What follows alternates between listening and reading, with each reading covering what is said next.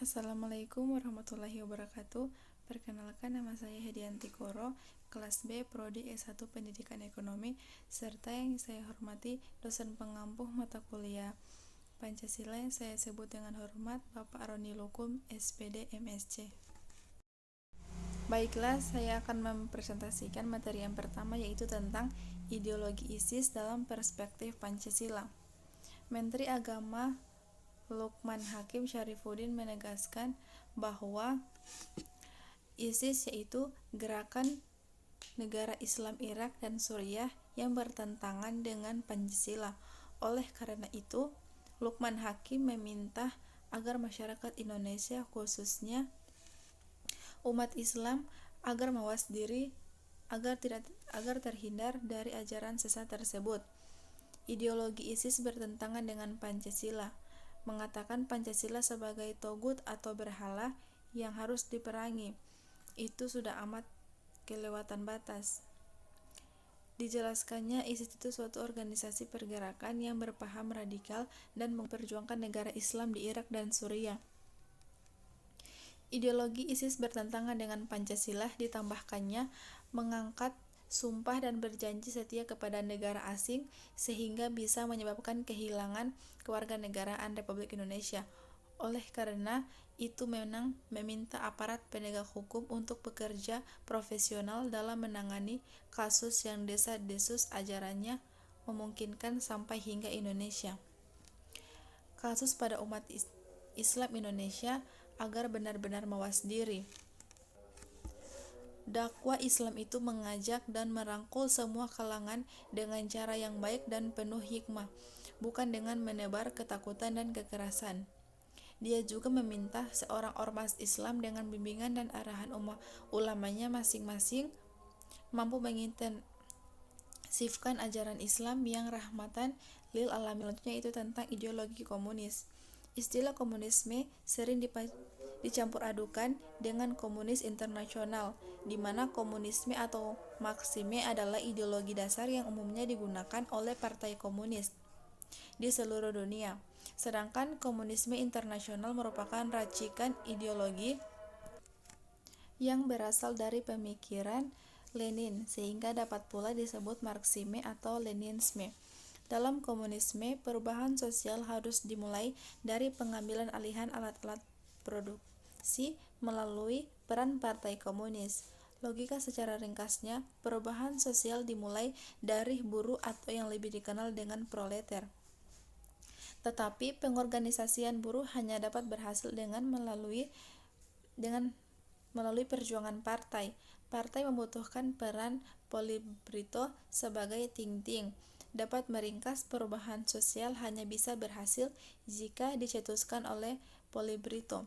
Komunisme sebagai anti-kapitalisme menggunakan sistem komunis sebagai alat pengambilan alihan kekuasaan dan sangat menentang kepemilikan akumulasi modal pada individu.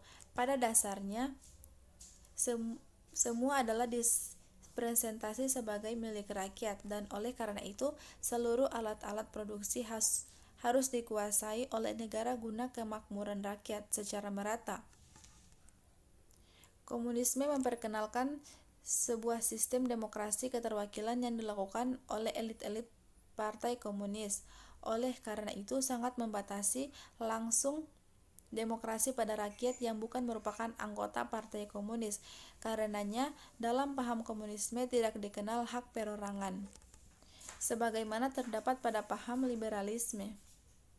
Setiap negara memiliki ideologinya masing-masing yang dianut sesuai dengan kepercayaan dan kesepakatan bersama. Ideologi berasal dari kata idea dan logos, yang secara harfiah dapat diartikan sebagai aturan atau hukum tentang ide. Menurut Lamlam Subarti, ideologi sekarang dipandang sebagai kesepakatan atau seperangkat gagasan tentang kebaikan bersama atau tentang masyarakat dan negara yang dianggap paling baik. Materi selanjutnya yaitu tentang penistaan agama. Penistaan agama merupakan tindakan penghinaan, penghujatan, atau ketidaksopanan terhadap tokoh-tokoh suci artefak agama, adat istiadat, dan keyakinan suatu agama.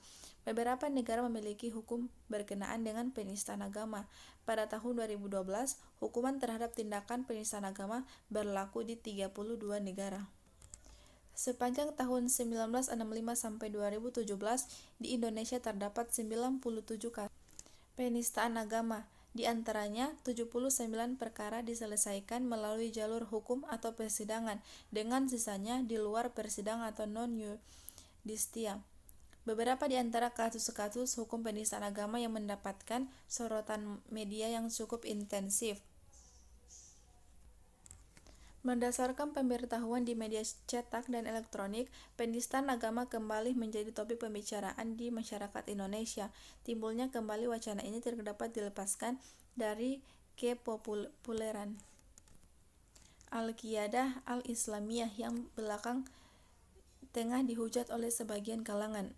Aliran yang dipimpin oleh Ahmad Muzhalek ini semakin tenar karena media nasional tiada henti mewartakan aliran ini. Al-Qiyadah hanyalah satu dari sekian banyak aliran yang dicap sesat dan merupakan suatu penistaan agama yang berkembang di Indonesia. Penistaan agama marak karena mereka pada umumnya menawarkan surga yang bersifat instan. Selanjutnya, adanya penistaan agama yang melakukan tindakan pidana penipuan yang menjanjikan pemberian dosa dengan syarat pembayaran sejumlah uang kepada pengikutnya. Selain itu, sejumlah penistaan agama terkadang juga menawarkan aturan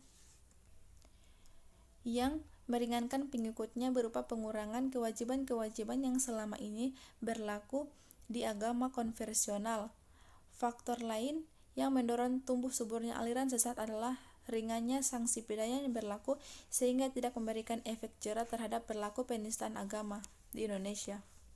Selanjutnya itu tentang ideologi liberal.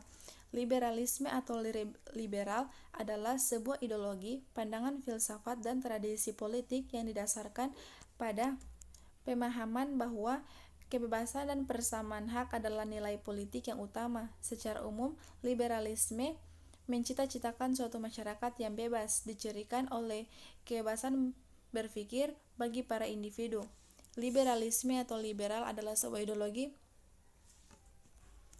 yang mendasar dari ideologi liberalisme, yakni kehidupan, kebebasan, dan hak milik. Di bawah ini adalah nilai-nilai pokok yang bersumber dari 3 nilai dasar liberalisme, yaitu kesempatan yang sama, bahwa manusia mempunyai kesempatan yang sama di dalam segala bidang kehidupan baik politik, sosial, ekonomi, dan budaya.